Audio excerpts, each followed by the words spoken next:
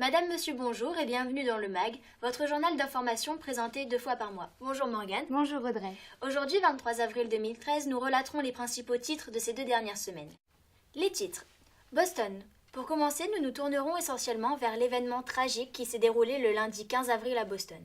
L'attentat est encore dans tous les esprits des Américains touchés par ce drame. Mariage gay. Les résultats du projet de la loi du mariage pour tous viennent de tomber. Nous verrons que jusqu'au bout, les opposants à ce projet n'ont rien lâché. Enfin, nous finirons par une bonne nouvelle, la libération des otages français retenus au Cameroun.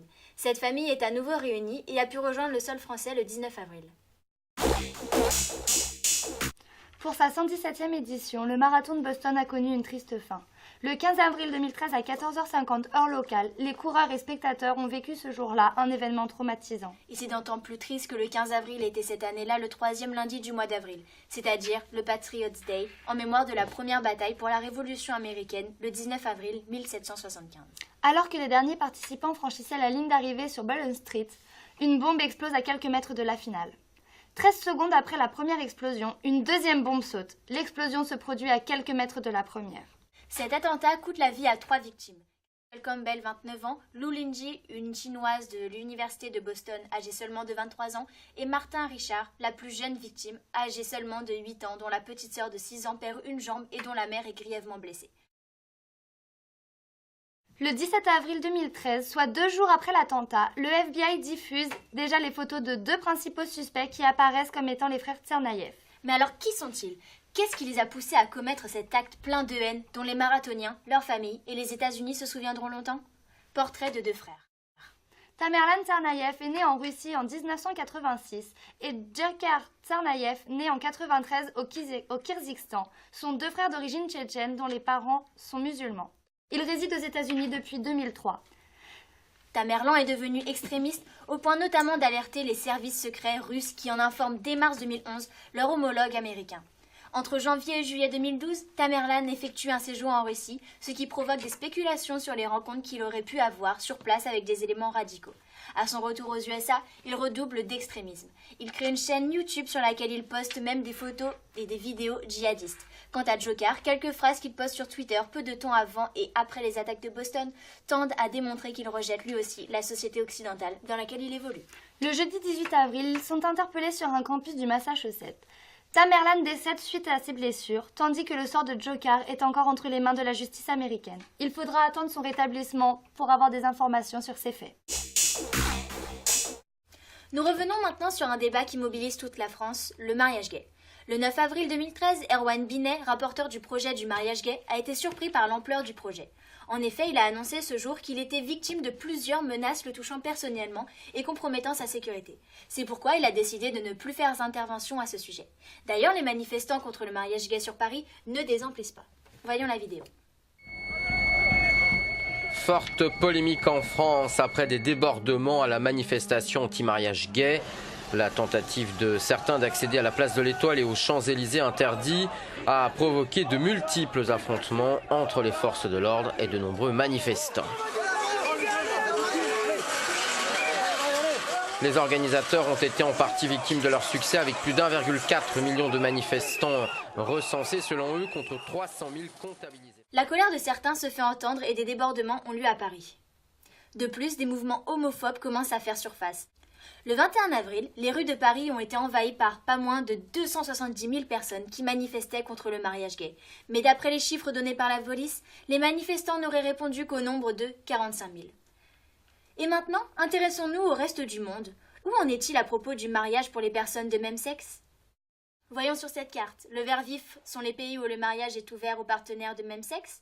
Le vert pâle sont les unions civiles équivalentes ou de valeur inférieure au mariage sont reconnues, comme le Pacs.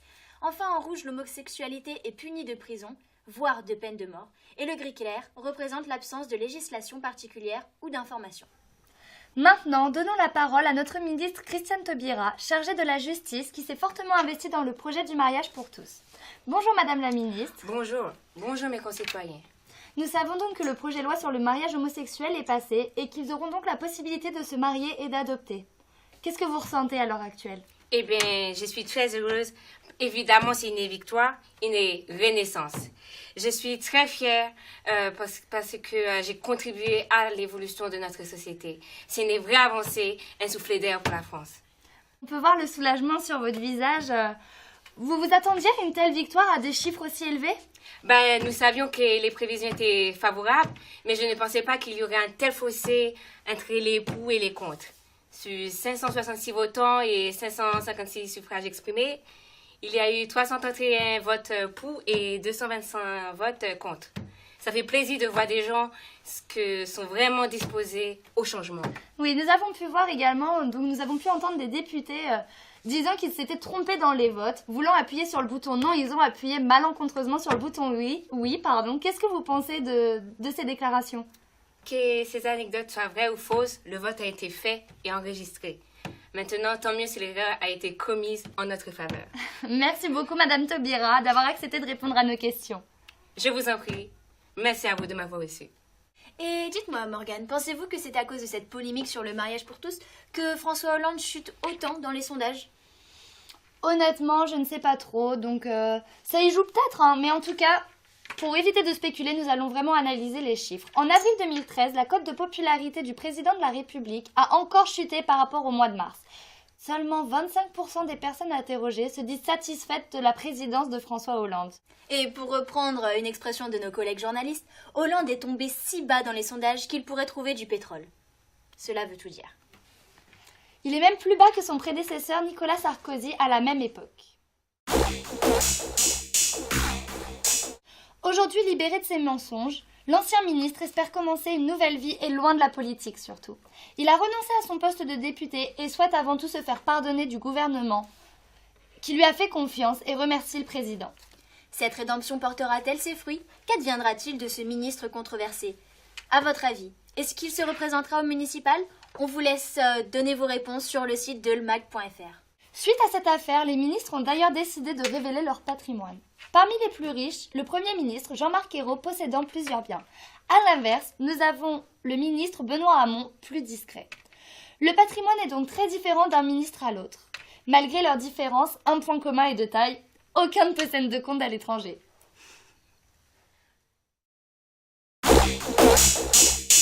Et un autre tournant fait surface, c'est la fin du géant siliconé PIP. Le 17 avril dernier, un raz-de-marée sur l'affaire fait surface. 5200 femmes porteuses de prothèses de la marque, dont 4900 françaises, ont sonné la fin de cette calomnie. Jean-Claude Masse, ainsi que 4 ex-dirigeants de la société, comparaissaient à Marseille. Lieu du procès, accusé de tromperie aggravée et d'escroquerie, Jean-Claude Masse doit s'expliquer. Les prothèses ne contenaient pas des gels homologués, ils sont défectueux et nuisent à la santé en explosant et en provoquant des cancers du sein. Toutefois, selon aucune anomalie et ne causait donc pas de risque pour la santé.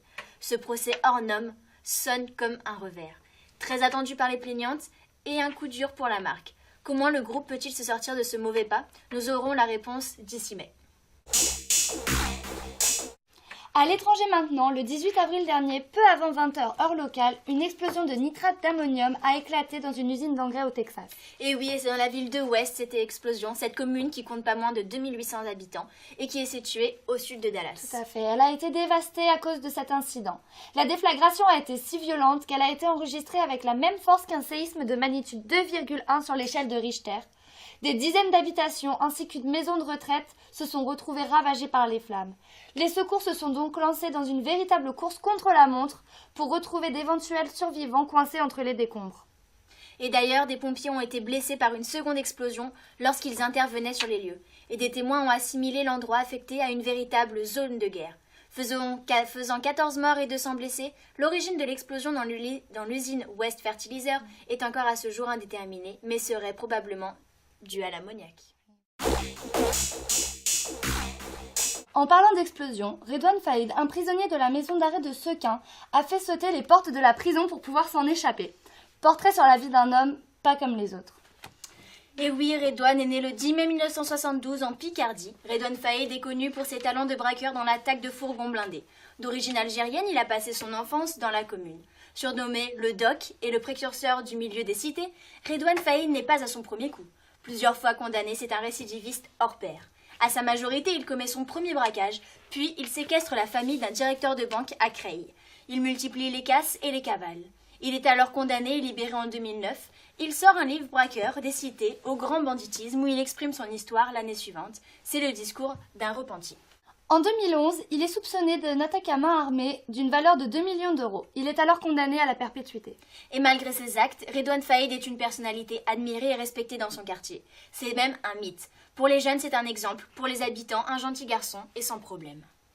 L'évasion le samedi 13 avril à 8h30 dans la maison d'arrêt de Sequin dans le Nord avec un pistolet à la main et des explosifs de l'autre a fait fureur. Avec cette évasion, la popularité de Redouane Faïd est montée en flèche. Il est devenu indétrônable. C'est devenu l'homme le plus recherché de France et même de toute l'Europe. Il est également recherché par Interpol. En sortant, il a grillé tous les obstacles. Menaces et prises d'otages, de 4 gardiens, destruction de portes blindées, tout est calculé. La police, elle, est complètement dépassée. Et à l'heure actuelle, nul ne sait où se trouve Redouane Faïd. Hélicoptères de la gendarmerie, voitures de police sont même mobilisés. Mais une chose est sûre, Redouane Faïd a préparé son coup depuis bien longtemps. Mais alors, pourra-t-on l'arrêter un jour ? Maintenant, une bonne nouvelle. Rappelez-vous, cela s'est passé le 19 février dernier. La famille française Moulin-Fournier s'est fait enlever lors d'une expédition dans le parc national de Waza, au Cameroun, près de la frontière avec le Nigeria. La famille française résidait depuis 2011 à Yaoundé, où le père Tanguy était employé expatrié du groupe GDF Suez. Ce vendredi 19 avril, le groupe islamiste nigérien Boko Haram, qui les retenait, a décidé de les libérer sains et saufs. Ils ont été rapatriés le lendemain matin dans l'avion du ministre des Affaires étrangères, accompagné de Laurent Fabius. Les 3 adultes et les 4 enfants, âgés de 5 à 12 ans, sont en bonne santé mais très amaigris. D'ailleurs, c'est la première fois que les islamistes prennent en otage des enfants. Selon nos informations, aucune rançon n'aurait été versée. Terminons maintenant ce journal sur une note sportive. Le 20 décembre dernier a commencé la fameuse Ligue des Champions. Et oui, les 9 et 10 avril ont eu lieu les quarts de finale retour. Les résultats sont les suivants. En ce qui concerne le 9 avril, les victoires ont été pour Dortmund contre Malaga 3-2 et du Real Madrid face à Galatasaray 3-2. Pour les quarts de finale retour du lendemain, les qualifiés sont le FC Barcelone qui ont eu la victoire face au PSG 1-1 et Bayern qui a battu le Juventus de Turin 2-0. Le tirage des équipes qui s'opposeront les 23 et 24 avril pour les matchs allés s'est fait le 12 avril. Nous attendons donc avec impatience le match de ce soir qui opposera le Real Madrid à l'équipe de Dortmund. Mercredi, ce sera au tour du FC Barcelone de s'opposer au Bayern. En tout cas, cette année, les demi-finales seront exclusivement germano-espagnoles. Cette édition est maintenant terminée. Merci de nous avoir suivis. Merci à Madame Taubira de sa présence. Merci à toute l'équipe et nous nous retrouverons bientôt pour un nouveau Elle Mag. Au revoir.